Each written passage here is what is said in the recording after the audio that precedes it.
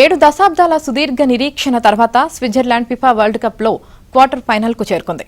Round 16 match లో penalty shootout లో Switzerland 4-3తో కొలంబియాపై గెలిచింది.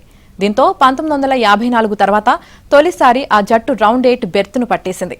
ఇక సెమీస్ లో చోటు కోసం డిఫెండింగ్ ఛాంప్ అర్జెంటీనాతో స్విస్ జట్టు తలపడనుంది.